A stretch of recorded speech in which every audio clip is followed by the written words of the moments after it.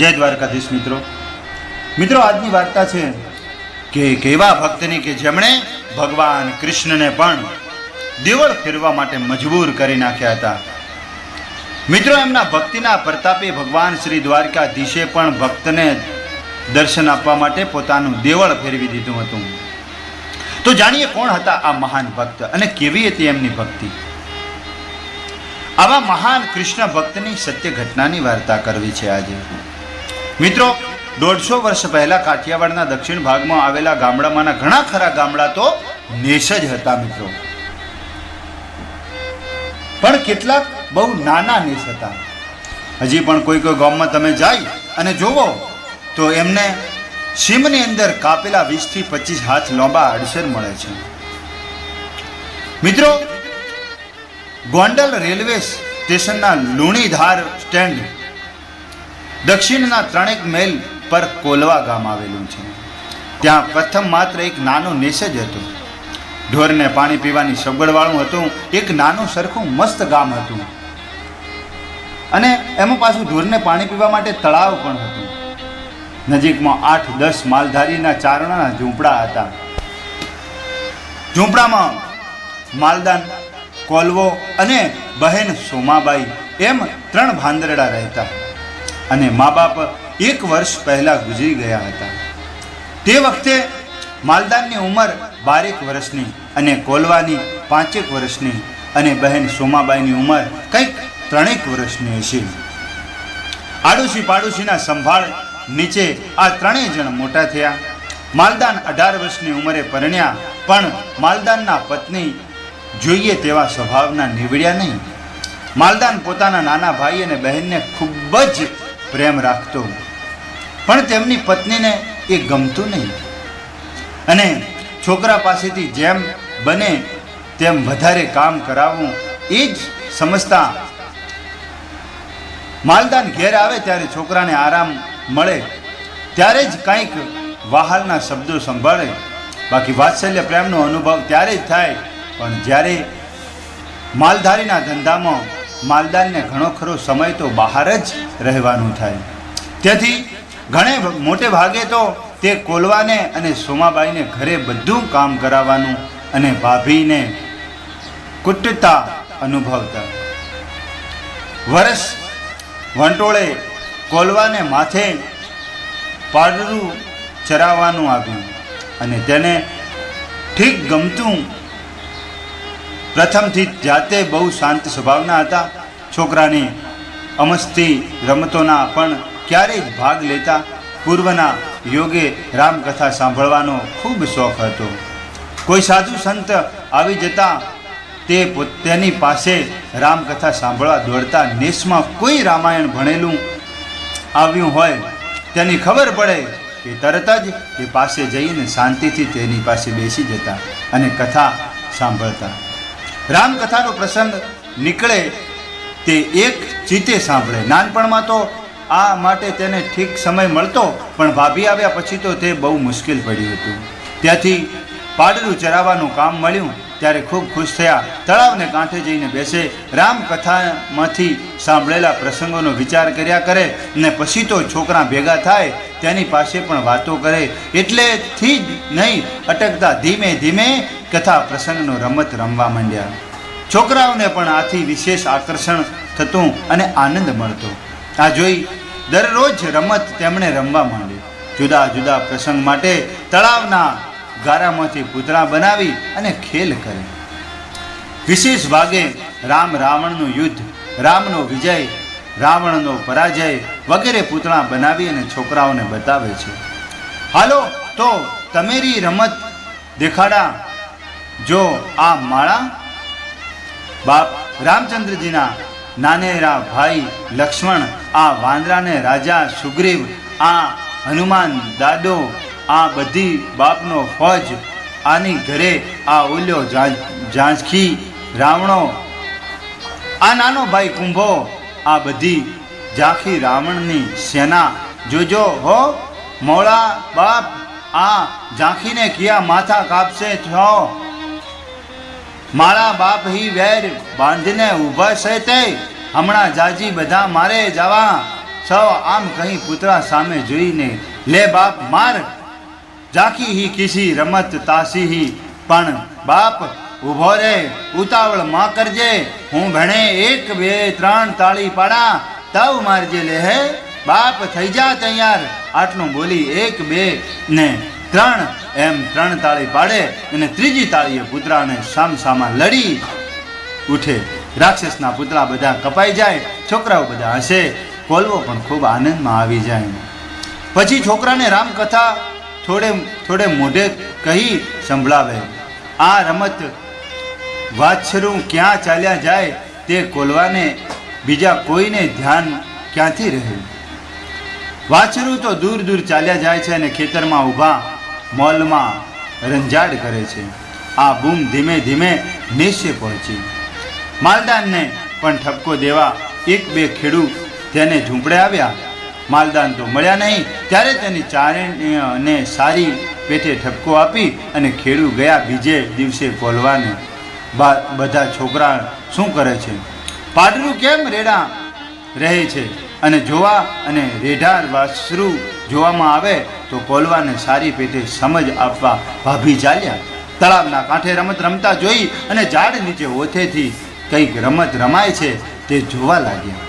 પૂતળા ત્યાં 1 બંને ત્રીજી તાળી અંદર અંદર ઝઘડ્યા અને પણ જોયું કોલવા કંઈક મેલા મંત્ર જાણે છે, કામણ કૂટ્યો છે એમ બાઈને લાગ્યું. ઘેર આવતા રહ્યા. રાત્રે માલદાન ઝૂંપડે આવ્યા ત્યારે બધી વાત કરી કોલવાને કાઢી મૂકવા ધંધલ મચાવ્યું. માલદાનથી નાના ભાઈને કેમ રજા દેવાય? અંદર અંદર કજિયો વધ્યો. કોલવે બહારથી કેટલુંક સાંભળ્યું.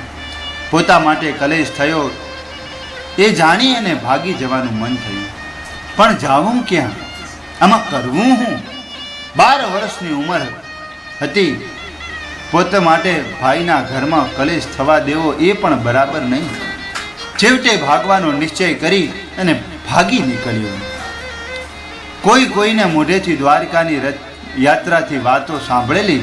રણછોડ રાયજી ત્યાં રહે છે, પ્રભુનો એક દરબાર છે, એમાં તેમણે સાંભળેલું કે શ્રદ્ધા પૂરી થતી જ હતી. તેથી દ્વારકા રણછોડ રાયજી પાસે જવાનો માર્ગ લીધો. રાત દિવસ ચાલવા માંડ્યો. ધીમે ધીમે પૂર્વ લગ્નથી લાગી અને જ્યારે દ્વારિકા પહોંચી અને કરશનજીના દર્શન કરું તે વિચારમાં એ જ ઉતાવળમાં ભૂખ પણ બહુ જણાય નહીં. કંઈક જણાય તો પણ ખાવાનું કંઈક સાથે નહીં હતું. નહીં માર્ગમાં ક્યાંય મેળવવું.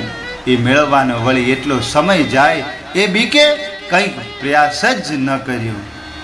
બધા દિવસેથી લંબત થઈ અને 7મે દિવસે દ્વારિકા પહોંચ્યા.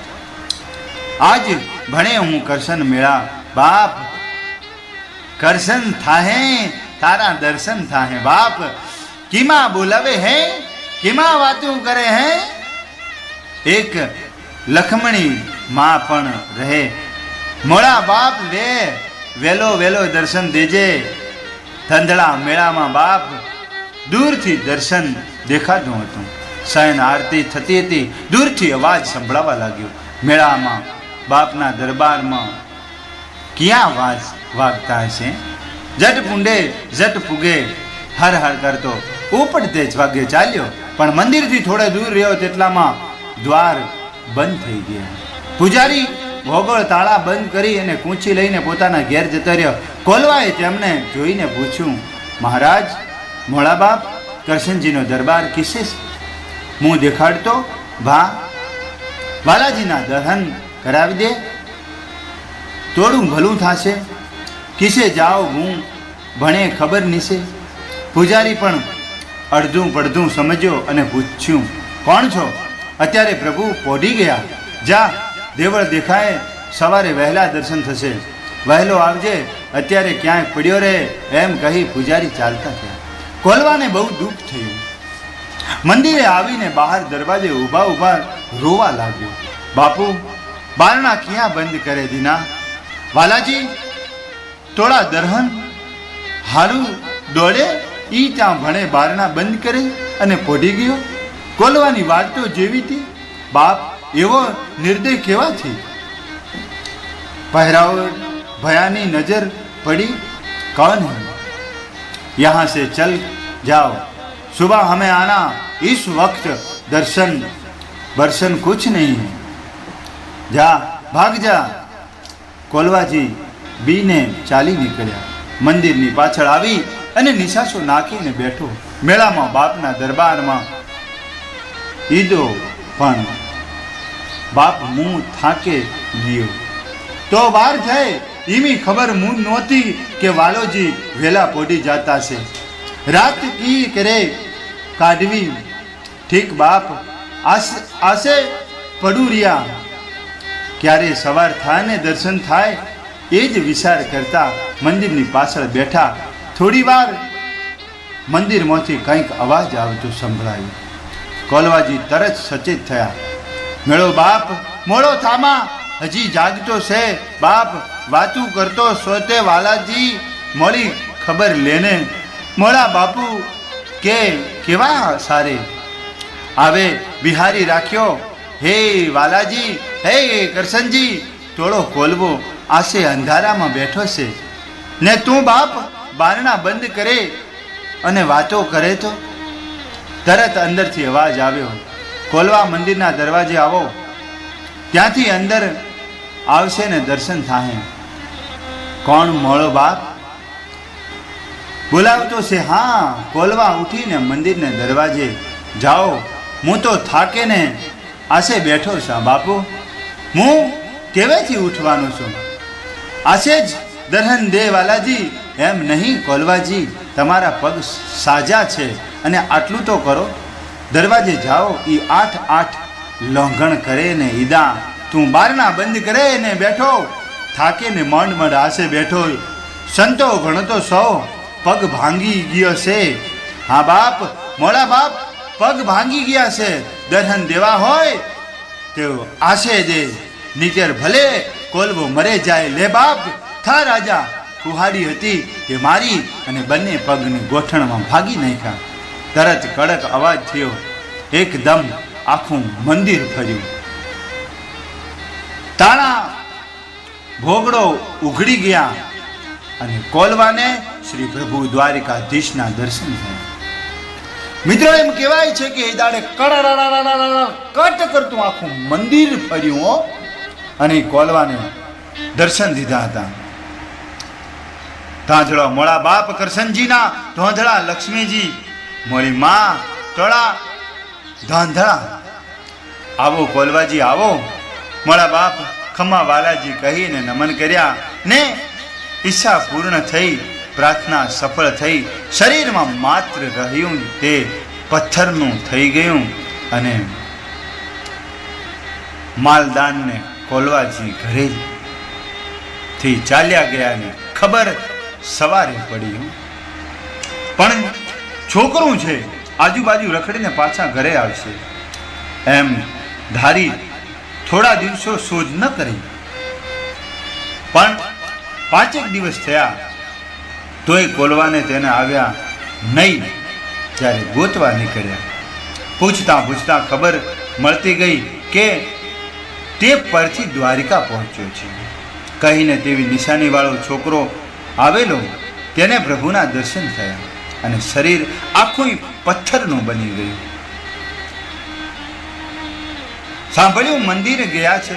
પથ્થરના બની ગયેલા શરીરને ઓળખવું તે મૂર્તિને પોતાના નેસ લઈ જવા આગ્રહ કર્યો, પણ તેમ કરવાથી પરવાનગી ન મળી. ત્યાંથી 3 દિવસના ઉપવાસ કર્યા. ત્રીજે દિવસે સ્વપ્નમાં આવ્યું, કોલવાજી આવીને જ બીજી મૂર્તિ તેના નેસમાં પાસેના તળાવમાંથી નીકળશે. નેસમાં આવી તળાવમાંથી બધા જ ચારણો સામે મૂર્તિ કાઢી નાનું સરખું મંદિર બનાવી તેમાં તે પધરાવ્યું. અત્યારે પણ કોલવા ભગતનું મંદિર તે જ તળાવમાંથી નીકળેલું મૂર્તિનો જ પૂજાય છે. જ્યાં કોલવા ભગત તો મિત્ર એવા હતા કે જેમણે ભગવાન શ્રી દ્વારિકાધીશને પણ દર્શન દેવા માટે મજબૂર કરેલા. તો મિત્રો, આવા સંતની વાર્તા આજે સાંભળી તમને જો ગમી હોય તો લાઈક કરજો, શેર કરજો અને અમારી ચેનલ પર નવા હો તો ચેનલને સબસ્ક્રાઈબ કરવાનું ભૂલતા નહીં. તમારા એક સબસ્ક્રાઈબથી અમને ઘણું પ્રોત્સાહન મળે છે. તો મિત્રો, જય જય જય દ્વારિકાધીશ અને જય જય જય કોલવા ભગતની જય.